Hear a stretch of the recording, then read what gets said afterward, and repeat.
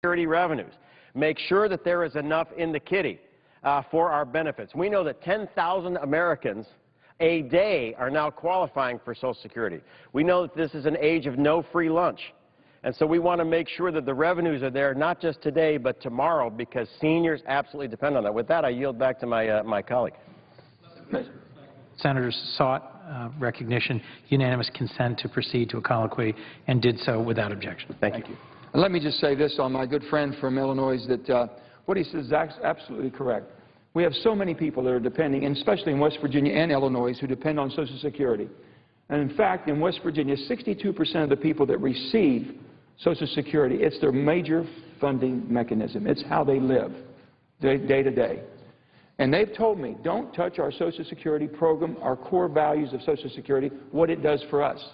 If we pass this, not only do we touch it, we jeopardize its solvency in the long term. And if you believe that we're going to be responsible enough to pay for this in the 10 years outgoing, then we've got some beachfront property in West Virginia we'd love to interest you in. And I would just say that this is a very long payout, both under the majority and minority piece of legislation. I'm hoping that enough members say no to both pieces of legislation so that we defend Social Security, and I commend the gentleman from raising the topic. And I think our main thing is that we're very, very strong in support of the Bowles-Simpson, basically templates laid out. It's the only one that's been bipartisan. As you can say, it stayed bipartisan with both the Senator and I, and it'll remain bipartisan. It has a tax reform that everyone pays their fair share. The very wealthy who have escaped paying because of the failed tax policies would now start paying if we had real tax reform, not increased rates, but just their fair share. That's what we ask, sir. And with that, Mr. I will yield back and just commend the gentleman. We're hoping for 2 no votes because we think that those are the votes that support Social Security and its continued revenue. And I want to thank the Bowles-Simpson committee and Mr. Bowles and Mr. Simpson for what they've done a year ago, bringing to our attention, bringing, I think, a pathway of fixing the financial problems that we're dealing with. And we are concerned about the next generation, sir, more so than our next election. It's what we were sent here to do. I thank you. And with that, I notice the absence of quorum. Clerk will call the roll. Mr. Akaka. Mr. President. The Senator from New Jersey. Mr. President, I ask the unanimous consent the quorum call be vitiated. Without objection. Mr. President, I rise to urge my colleagues to pass Amendment 1867 that I've offered with my distinguished colleague from Illinois, Senator Kirk, to strengthen sanctions against Iran that go to the heart of the regime's ability to finance its nuclear ambitions. This is a broad-based effort, a bipartisan effort, and one that needs the Senate's attention and passage. In my view, we have to follow the money, and this amendment does exactly that. If we are serious about limiting Iran's ability to finance its nuclear ambitions, this amendment is essential to that effort.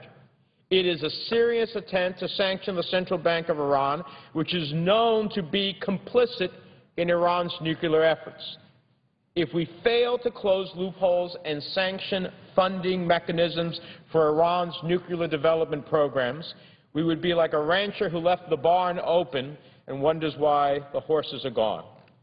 To not pass this amendment is leaving the door open to Iran's runaway nuclear ambitions. We cannot and we must not let that happen.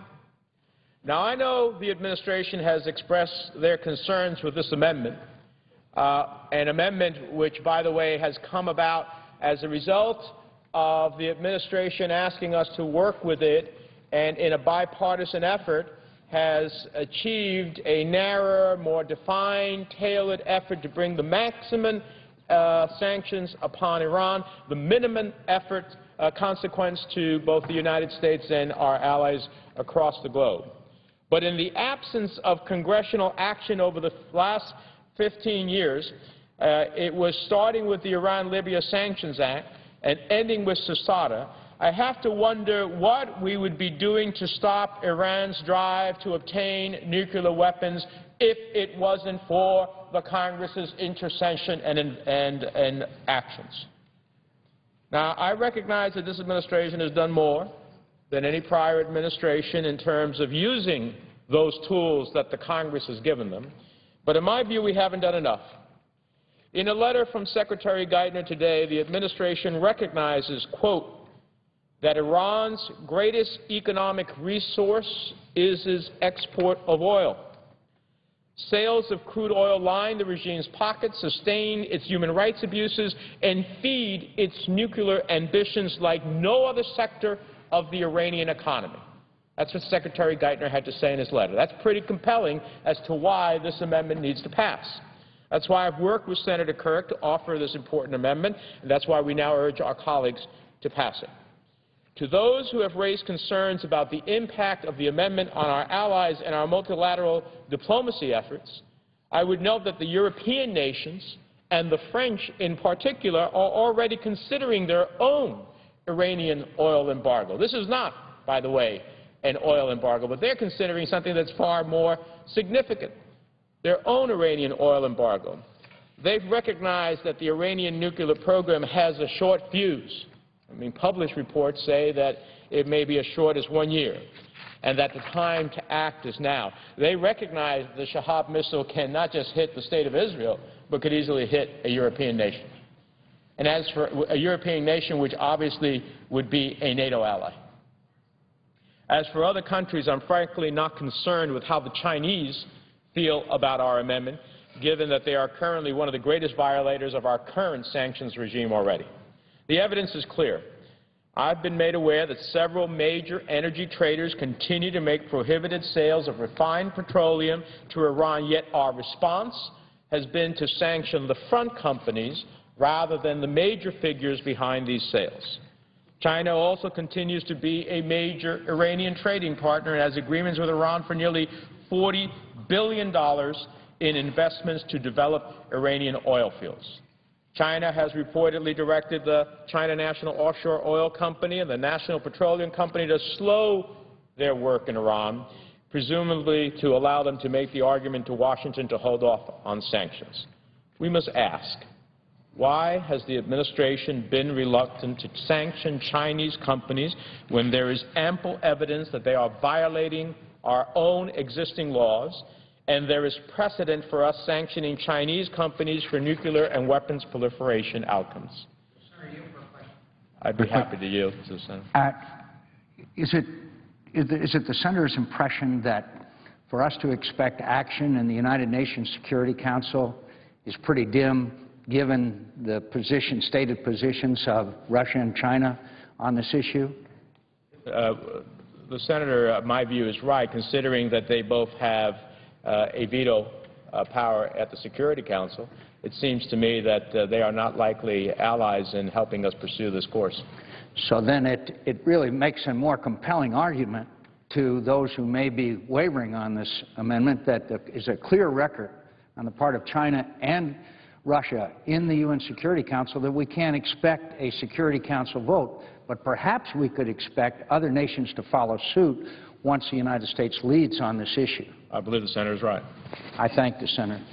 The November 8th IAEA report underscores the need for this amendment. It undeniably confirms that there is a military component to Iran's nuclear program, that Iran has not suspended its uranium enrichment and conversion activities at declared facilities and is seeking to develop as many as 10 new enrichment facilities, that they are undisclosed nuclear facilities in Iran, that Iran is seeking back channels to acquire dual-use technology and materials, that Iran is experimenting and testing detonators and ignition systems critical to creating a nuclear weapon, that Iran may be working on an indigenous design for a nuclear weapon, including a nuclear payload small enough to fit on Iran's long-range Shahab-3 missile, a missile capable of reaching Israel.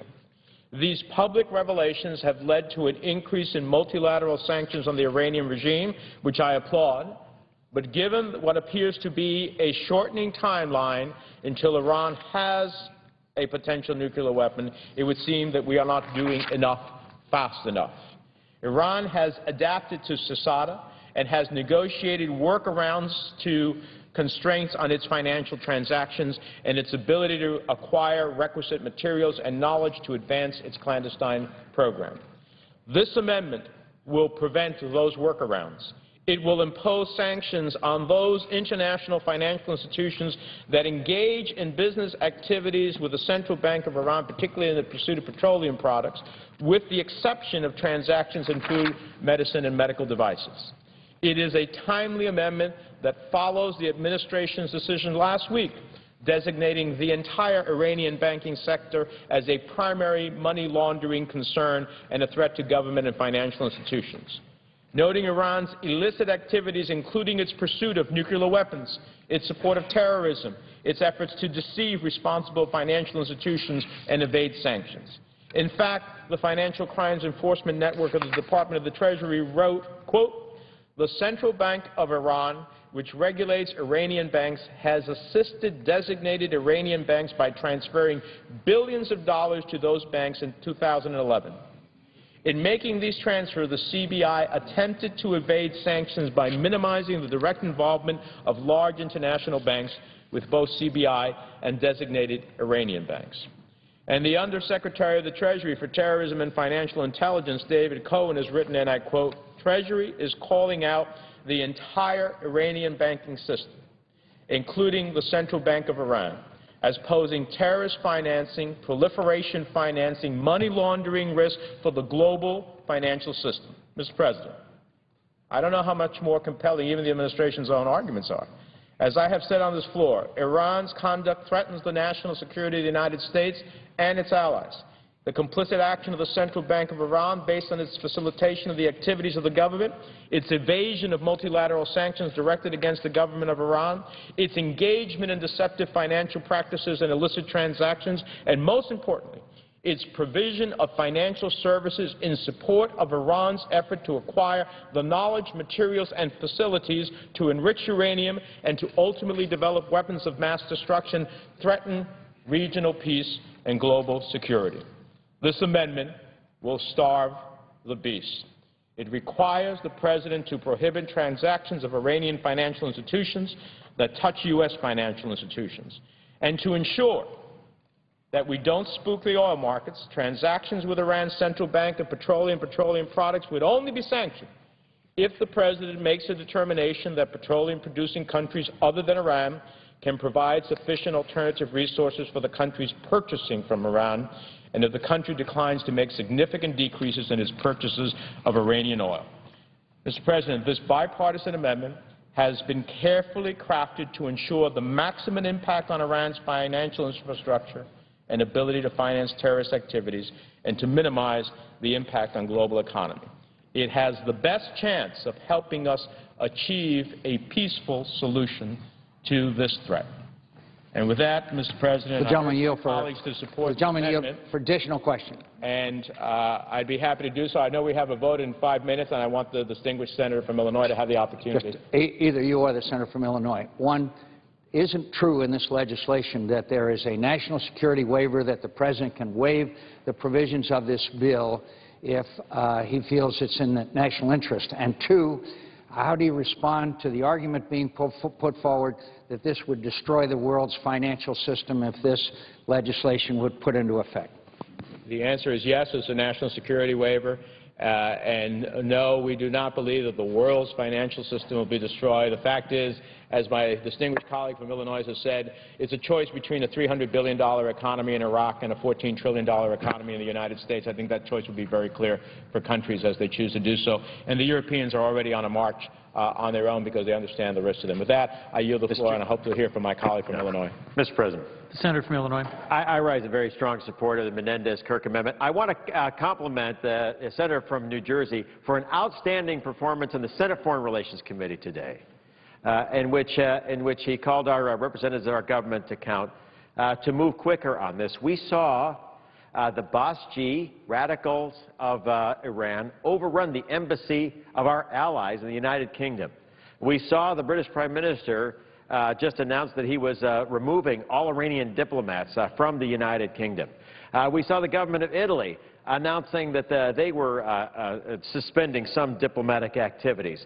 We have seen a whole number of actions by the EU now to join with us on sanctions. I will just say, with regard to this amendment, it has now been co-sponsored formally by 46 senators: Menendez, Kirk, Barrasso, Blumenthal, Blunt, Bozeman, Brown of Massachusetts, Brown of Ohio, Cardin, Casey, Collins, Coons, Crapo, Feinstein, Franken, Gillibrand, Graham, Hatch, Heller, Johans, Klobuchar, Kyle, Lautenberg, Lee, Lieberman, Manchin, Merkley, Mikulski, Moran, Murkowski, Nelson of Florida, Nelson of Nebraska, Portman, Pryor, Risch, Roberts, Schumer, Snow, Stabenow, Tester, Thune, Toomey, Vitter, Warner, Whitehouse, and Wyden.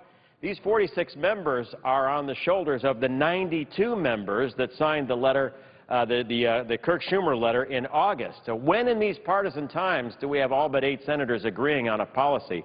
I will just note, as Senator Menendez and Senator McCain pointed out, the administration is somewhat worried about this amendment. But Senator Menendez correctly provided flexibility to the administration by saying, number one, if the Energy Information Agency says that oil markets are tight and issues a report on the effect of oil markets, these sanctions could be suspended for a time. On top of that one waiver, there's a second waiver for the national security of the United States, that the president could have that kind of flexibility. And so, with flexibility, with bipartisan support, with outrageous activity by Iran in the face of the IAEA report moving towards a nuclear weapon, with the danger that we see from that government and Hezbollah and Hamas against our allies in Lebanon and Israel, with the plot announced by the Attorney General of the United States to blow up a Georgetown restaurant in an effort to kill the Saudi Arabian ambassador, with the plight of 330,000 Baha'is oppressed by that country, with someone like Nasrin Sotoudeh, the lawyer for Shireen Ebadi, the Nobel Prize laureate. The Nobel Prize laureate's lawyer was thrown in jail just for representing that client. For all these reasons, this is the right amendment at the right time, sending the right message in the face of a very irresponsible regime. And with that, I yield back and thank the gentleman for offering this well-timed amendment. Mr. President. Senator from Arizona. Mr. President, on behalf of Senator Inhofe, I ask to withdraw amendment number 1093. Without objection. Thank you, Mr. President. Very briefly, I'd like to congratulate both senators for their leadership on this issue. There is a threat to the security of the world posed by the nation, the Islamic nation of Iran. This is much-needed legislation. I think it's important to note, as they did, that there is a national security waiver given to the President of the United States, and also we cannot expect a lot of help considering the membership of the United Nations Security Council and Russia and China's unwillingness to act in behalf of reining in this inexorable Iran is on to the acquisition and the possibility, the capability of the use of nuclear weapons. I congratulate both the sponsors of the amendment, and I hope we can get a recorded vote. I'm sure that's what they want as soon as possible. I yield the floor. Mr. President. Senator from Colorado. Mr. President, I know a vote's imminent. I wanted to rise at this time in support of the Feinstein Amendment 1125, which would modify the requirement that the armed forces detain suspected terrorists by adding the word abroad to ensure that we are not disrupting domestic counterterrorism efforts. And I'd like to correct the record, because some of the opponents of the amendment have stated that by inserting the word abroad, we would be preventing the military from detaining al-Qaeda terrorists on U.S. soil. And that's simply not true. The President knows, and my colleagues know, that I'm not comfortable with the detention provisions in this bill, because I think they're going to undermine our fight against terrorism. But this would be a important change, a narrowly focused change in the provisions that have already been put on the floor. So I think, Mr. President, is the vote imminent? Do I need to conclude? If I would, I'd ask unanimous consent that my entire statement be included in the record.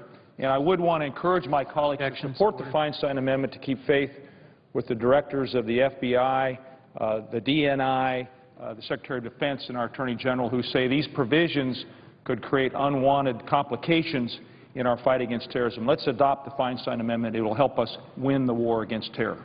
Thank you, Mr. President. Under the previous order, the Senate will now proceed to a vote on Feinstein Amendment number 1125.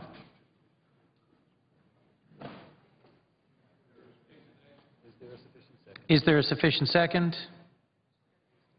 There appears to be. The clerk will call the roll.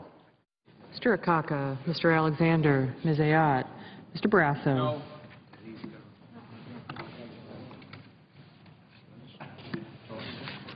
Mr. Baucus. Mr. Begich. Mr. Bennett. Mr. Bingaman.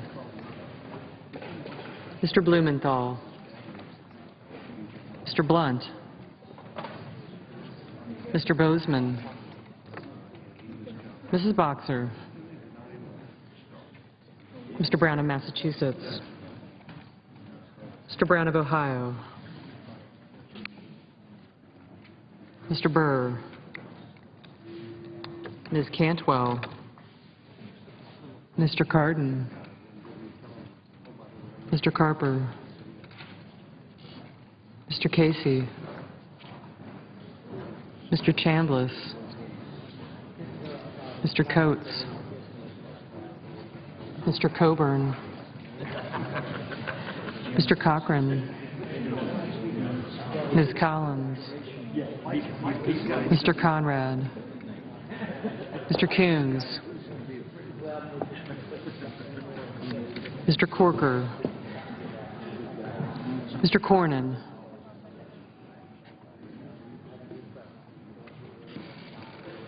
Mr. Crapo. Mr. Dement. Mr. Durbin. Mr. Enzi.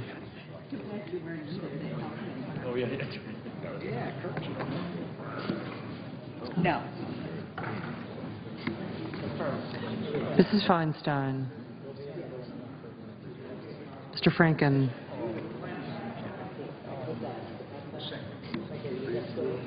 Mrs. Gillibrand. Mr. Graham. Mr. Grassley.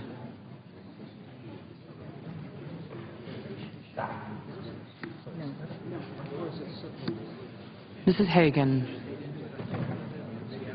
Mr. Harkin. Mr. Hatch.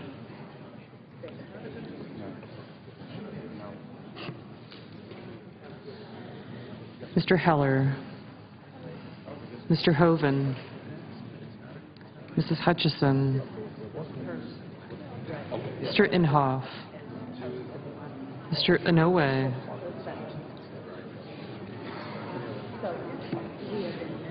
Mr. Isaacson. Mr. Johans. Mr. Johnson of Wisconsin. Mr. Johnson of South Dakota. Mr. Kerry.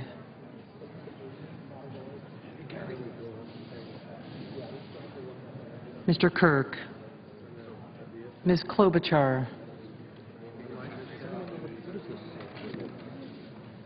Mr. Cole. Mr. Kyle. Ms. Landrieu. Mr. Lautenberg. Mr. Leahy.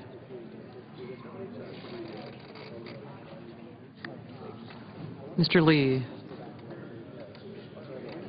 Mr. Levin.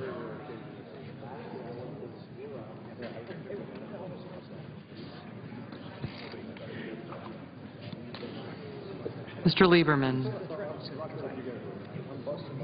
Mr. Lugar. Mr. Manchin. Mr. McCain. Mrs. McCaskill. Mr. McConnell. Mr. Menendez.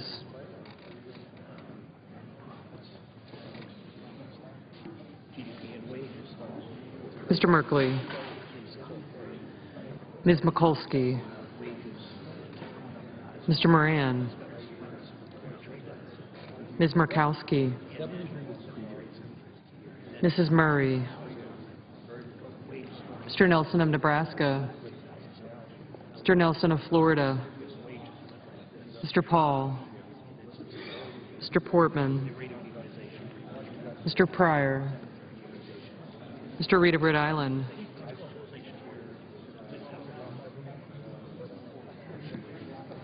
Mr. Reed of Nevada. Mr. Risch. Mr. Roberts. Mr. Rockefeller. Mr. Rubio. Mr. Sanders. Mr. Schumer. Mr. Sessions. Mrs. Shaheen. Mr. Shelby. Ms. Snow. Ms. Stabenow. Mr. Tester. Mr. Thune. Mr. Toomey. Mr. Udall of Colorado. Mr. Udall of New Mexico. Mr. Vitter. Mr. Warner. I have Mr. Webb. Mr. Whitehouse. Mr. Wicker. Mr. Wyden. Senators voting in the affirmative: Akaka, Bingaman, Brown of Ohio, Cardin, Harper, Coons, Feinstein, Kirk, Menendez, Sanders, Tester, Udall of Colorado, Whitehouse, and Wyden.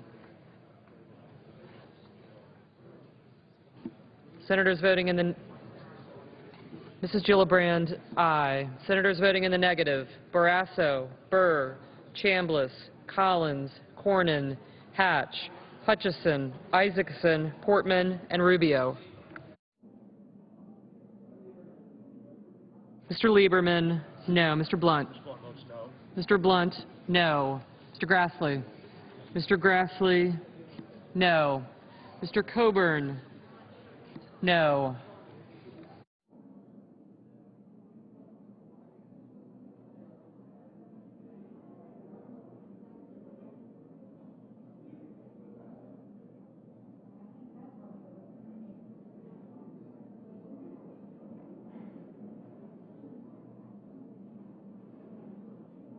Mr. Brown.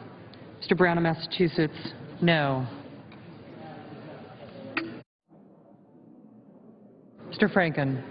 Mr. Franken, aye. Mr. McConnell. Mr. McConnell, no. Mr. Roberts. Mr. Roberts, no. Mr. Kyle, no.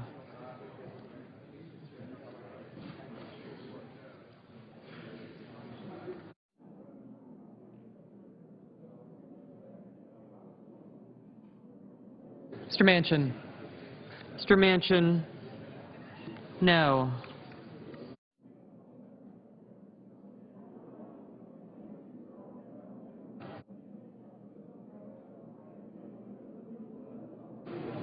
Ms. Stabenow, no.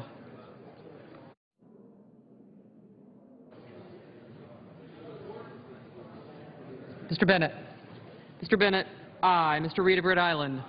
Mr. Reed of Rhode Island, aye. Mr. Johans. Mr. Johans, no. Ms. Mikulski. Ms. Mikulski, aye. Mr. Baucus. Mr. Baucus, aye. Mr. Rockefeller. Mr. Rockefeller, aye.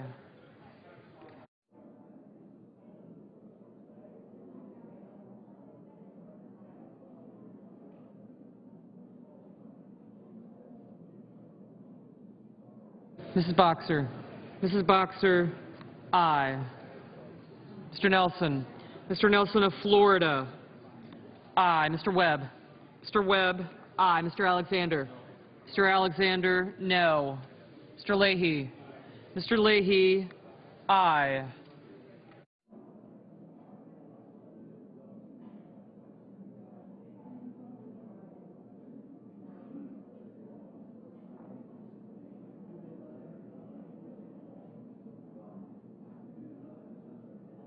Coates. Mr. Coates, no.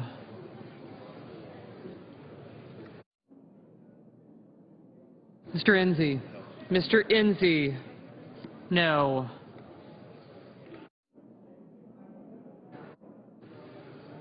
Mr. Vitter. Mr. Vitter, no.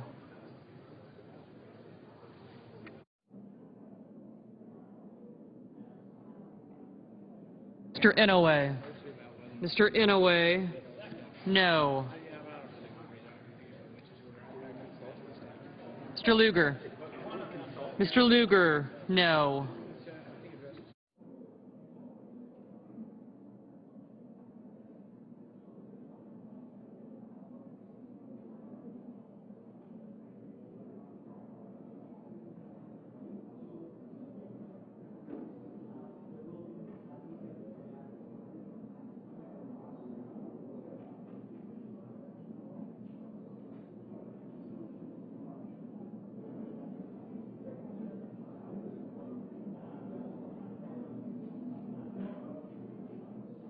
Mr. Cochran.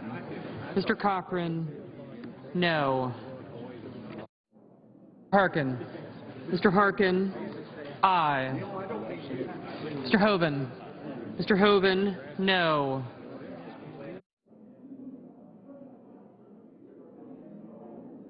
Mr. Wicker. Mr. Wicker, no.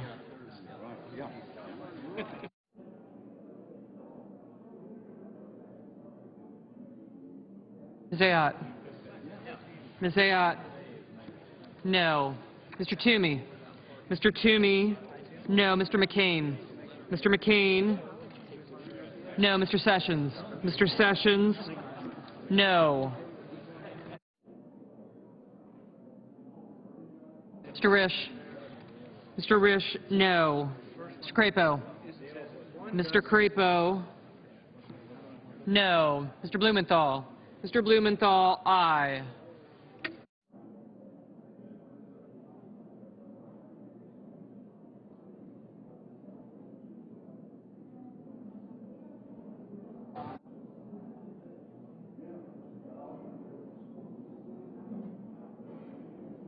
Mrs. Hagan. Mrs. Hagan, aye. Ms. Snow. Ms. Snow, no.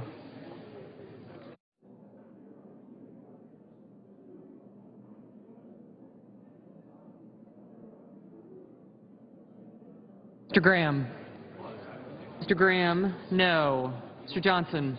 Mr. Johnson of Wisconsin, no. Mr. Bozeman. Mr. Bozeman, no. Mr. Corker, no.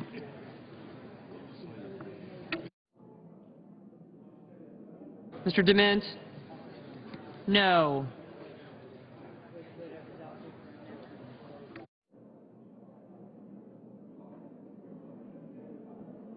Mrs. Shaheen. Mrs. Shaheen, aye.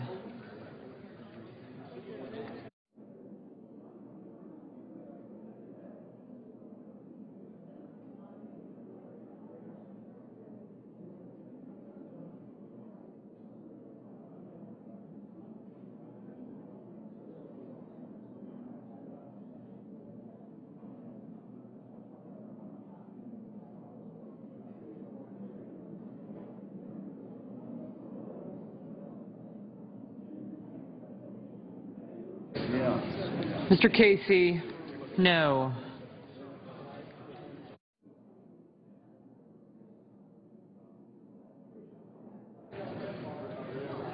Mr. Paul. Yes. Mr. Paul, aye.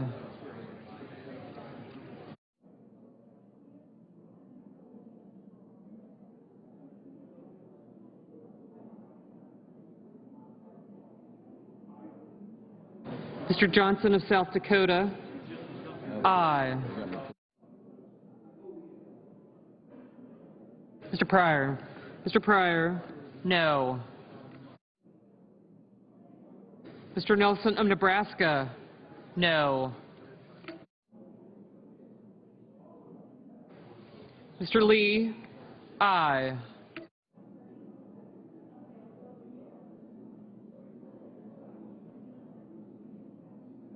Mr. Lautenberg. Mr. Lautenberg, aye. Mr. Inhofe, no. Ms. Murkowski, no.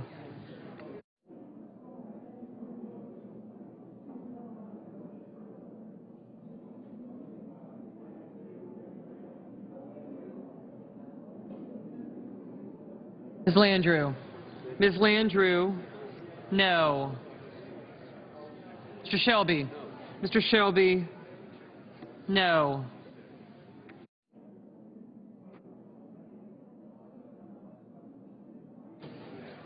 Mr. Begich, no.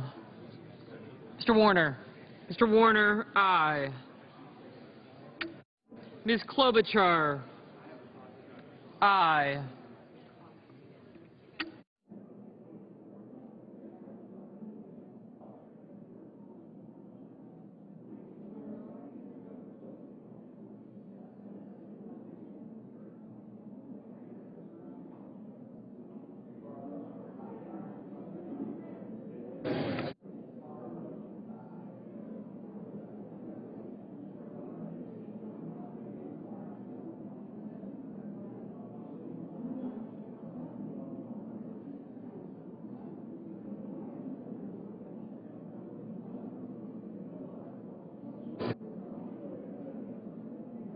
Mr. Kerry. Mr. Kerry, aye.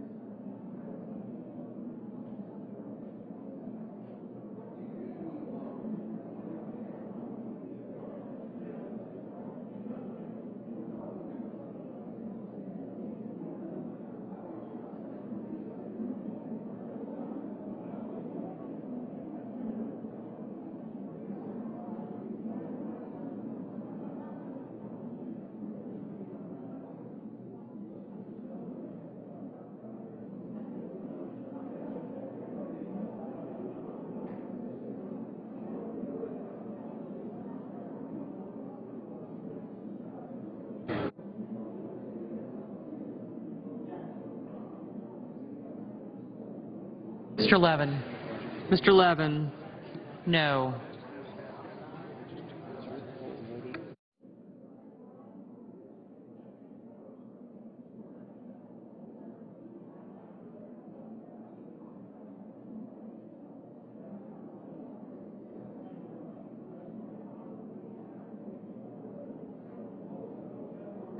Mr. Merkley. Mr. Merkley, aye. Mr. Udall. Mr. Udall of New Mexico, aye. Mr. Cole. Mr. Cole, aye.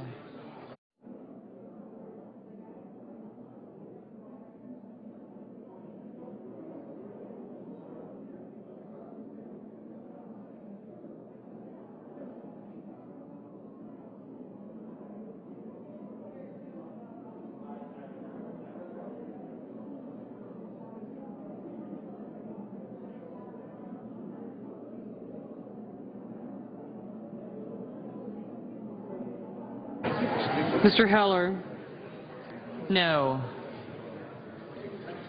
Mr. Moran. Mr. Moran, no.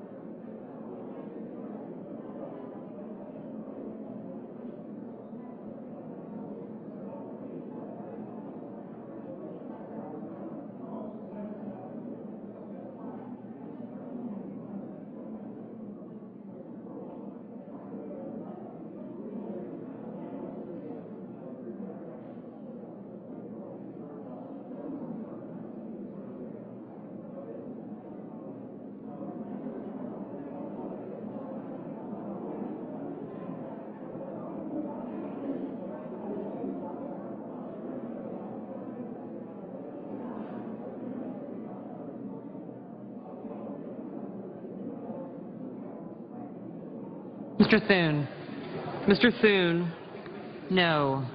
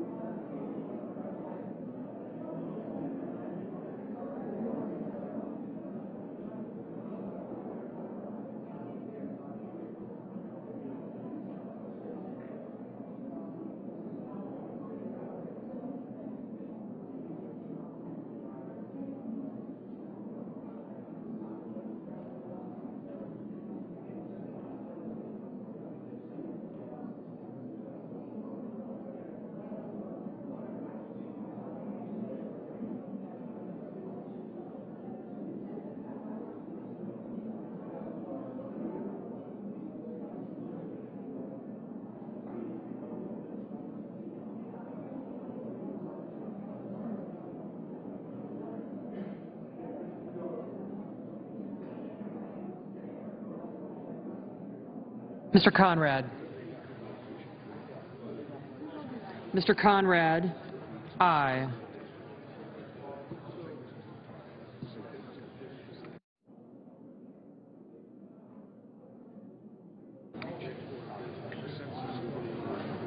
Mrs. Murray.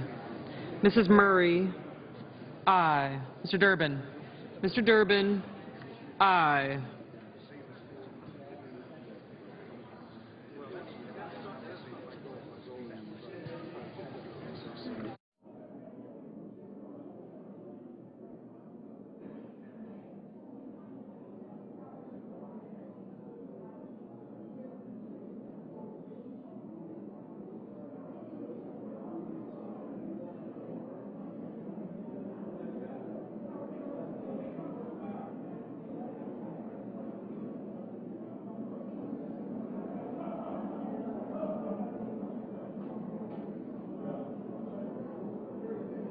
Mrs. McCaskill, no.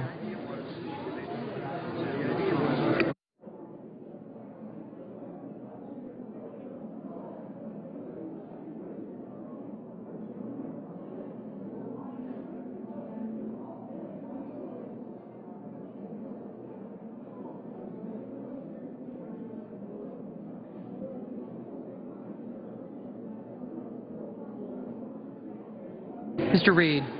Mr. Reed of Nevada, aye.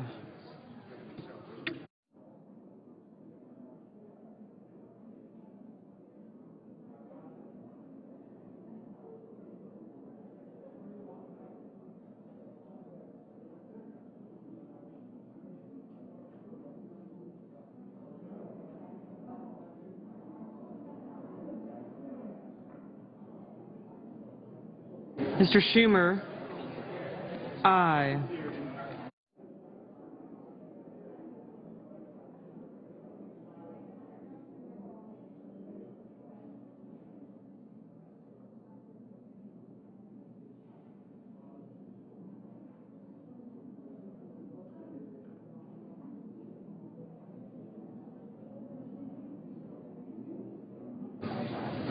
Ms. Cantwell, aye.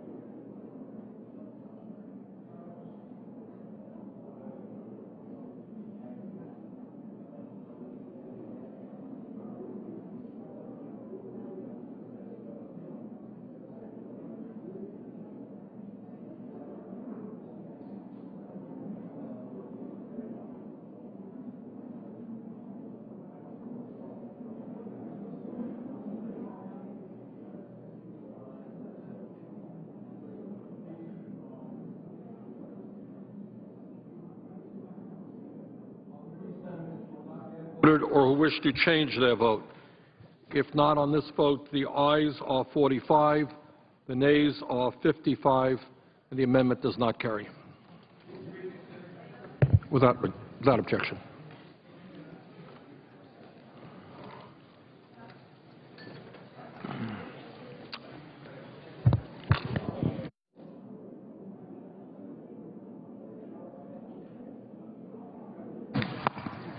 Mr. President, I note the absence of a quorum.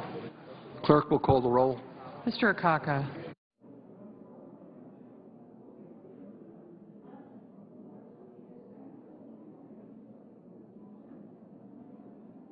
Mr. President. Senator from New Hampshire. Thank you, Mr. President. I ask that the quorum call be lifted. Senate will be in order. Senator from New Hampshire. I ask that the quorum call be lifted. Without objection. Thank you. Mr. President, I rise today in support of the 2012 National Defense Authorization Act, the critical piece of legislation that we're now working on that will strengthen our national security, provide for our troops and their families, and improve oversight of American taxpayer dollars. Over the last half-century, the Senate has successfully passed a defense authorization bill without fail every year. This strong tradition of bipartisanship continues today under the joint leadership of Senators Levin and McCain.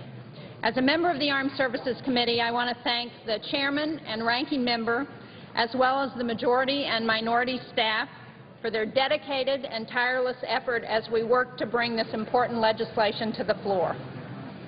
Throughout this year-long process, our committee takes on extremely difficult and contentious security issues, and at times we have our differences. However, we take on these disagreements in a respectful and open-minded fashion, driven by a strong commitment to cooperation and compromise. Bipartisanship has never been easy, but it works, as the Armed Services Committee has proven year in and year out. I hope that all of our committees in the Senate can work in this kind of cooperative fashion, especially these days when budget constraints are so difficult. No department of the federal government is immune from the severe fiscal challenges facing our nation. That includes our Department of Defense. We're cutting $27 billion from the President's budget request in this bill, nearly $43 billion from the last year's authorization. We need to find ways to maximize our investments in defense by aggressively eliminating unneeded and underperforming programs. And we need to streamline our business practices and invest strategically in future technologies. The bill before us helps ensure that our troops, especially the 96,000 serving in Afghanistan, as well as their families, continue to receive the care and support they deserve. It provides hard-earned pay raises for all uniformed military personnel, funding for critical equipment, and training required for our men and women to succeed on the battlefield. The defense authorization bill before us makes important investments in defense science and technology. And, Mr. President, as I know you agree, we need to do more to prepare the next generation of scientists and engineers who will be so important to maintaining our nation's superior technological edge. The current bill makes a small down payment on this important effort, and I intend to continue to fight for more investment as we move forward. The bill also includes a number of provisions that will enable the Defense Department to lead in the creation of a more secure energy future for our military and for our country. As the single largest consumer of energy in the world today, the U.S. military has taken some initial steps on energy efficiency, energy mitigation, Senate will be in order. Senator from New Hampshire. And the use of renewable and clean energy alternatives. But we still have a very long way to go. I look forward to continuing to work with the Department of Defense to take advantage of more energy savings opportunities in the future. This year's defense authorization bill also includes significant resources to fight non-traditional threats, including the proliferation of nuclear, chemical, and biological weapons, and the growing challenge posed by cyber warfare. In addition, I'm pleased that a number of provisions I've been working on are currently included in the bill. First, we're extending the Small Business Innovation Research Program for the next 8 years.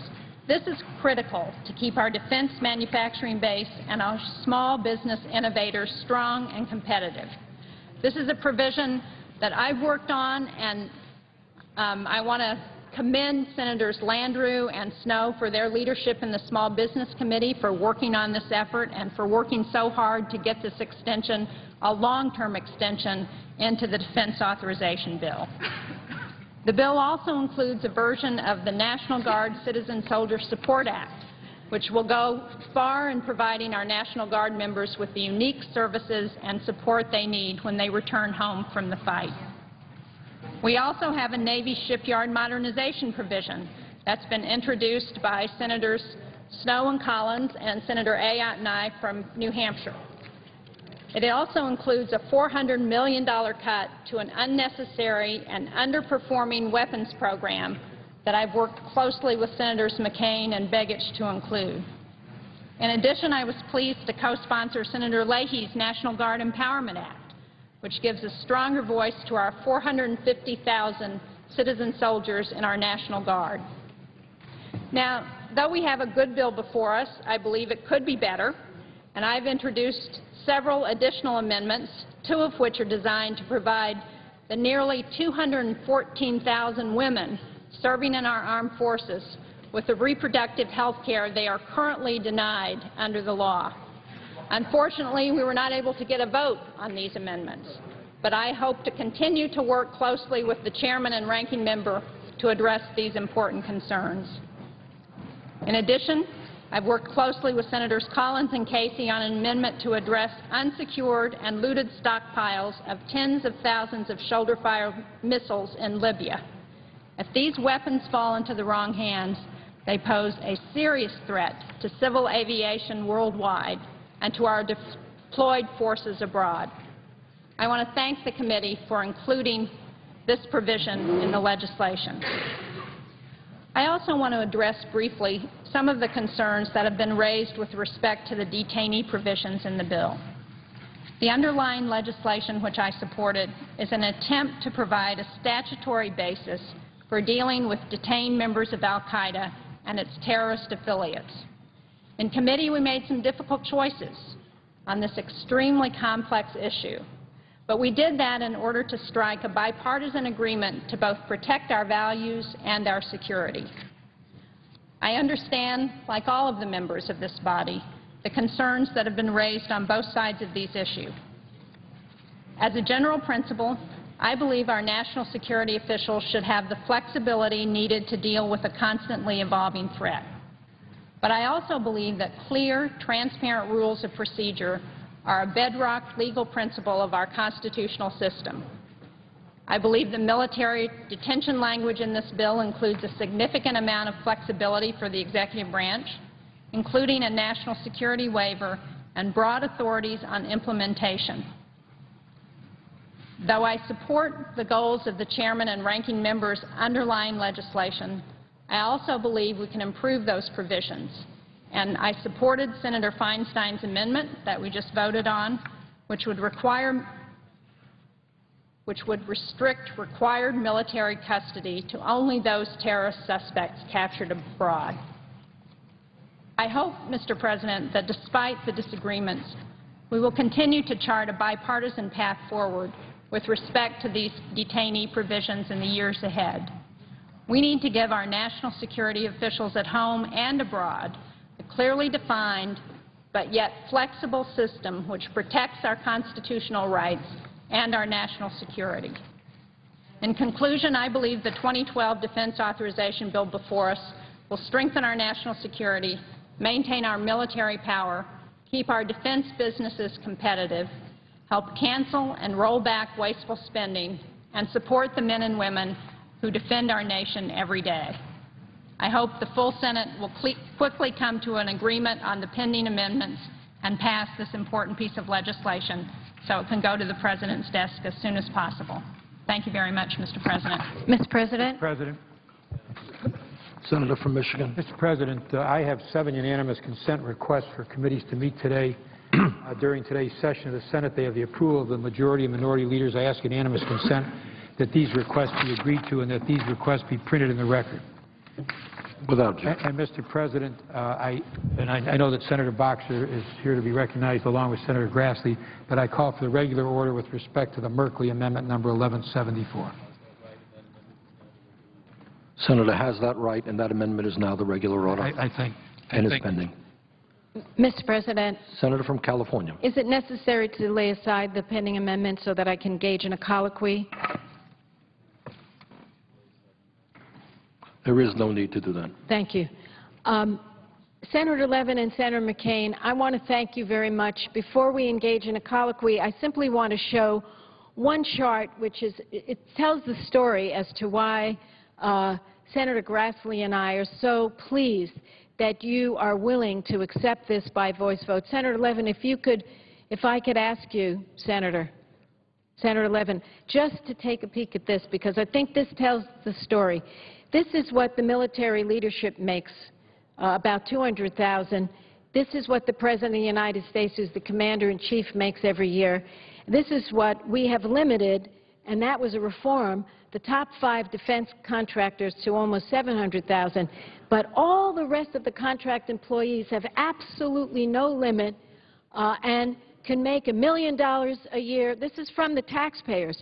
And Senator Grassley and I feel, particularly in these times, but just as a matter of equity, we can fix it, and we're very grateful to the two of you for your willingness. So I would like to enter into this colloquy with Chairman Levin and, of course, through him, Ranking Member McCain. I greatly appreciate your willingness to accept the Boxer-Grassley Amendment 1206 that limits contractor employees' salaries to no more than the salary of the Commander-in-Chief, who is, of course, the President of the United States. California, my great friend Senator Boxer is correct. We are willing to accept the Boxer-Grassley Amendment by voice vote. Senator Grassley? Yes. Mr. President, members of the Senate, there currently is no cap at all on the amount that taxpayers will reimburse contractor employees for compensation except for just a handful of executives, and that limit is already too high at $693,951, and that's far above what the chief executive of the United States government gets paid at $400,000 a year. So that's why we would cap it at no more than what the President can get. And I presume that the Senator from Michigan is aware of that and willing to help us on that process by adopting this amendment. Senator from California, yield for your question. Where would the congressional salaries and the staff salaries fit on that? Well, that's a good question. We would be well below. We'd be about here. Thank you. In response to Senator Grassley's question, I am very much aware of what he referred to. Thank you. And Senator, just in conclusion, do the Senator from Iowa and I have the word from the Senator from Michigan that during conference negotiations with the House of Representatives regarding the Defense Authorization Bill, he will work to ensure that contractor employees are covered by a reasonable limit so that taxpayers are not on the hook for excessive salary reimbursements? You do indeed.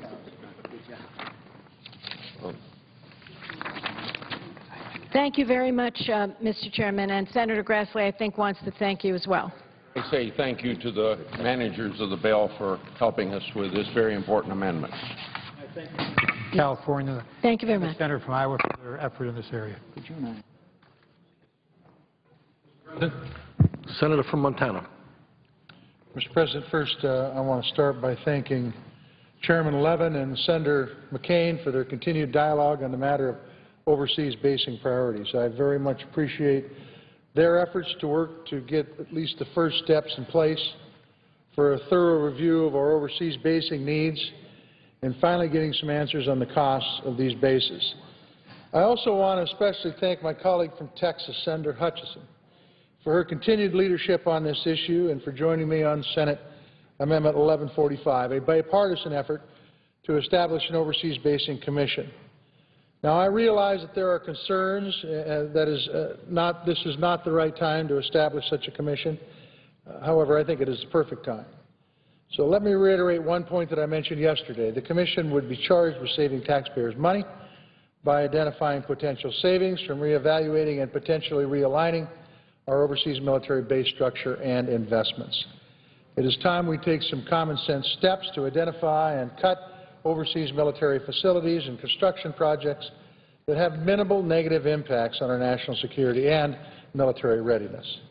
There is no better time than the present to begin this work. So in a spirit of compromise and understanding, establishing a commission is not currently acceptable to some.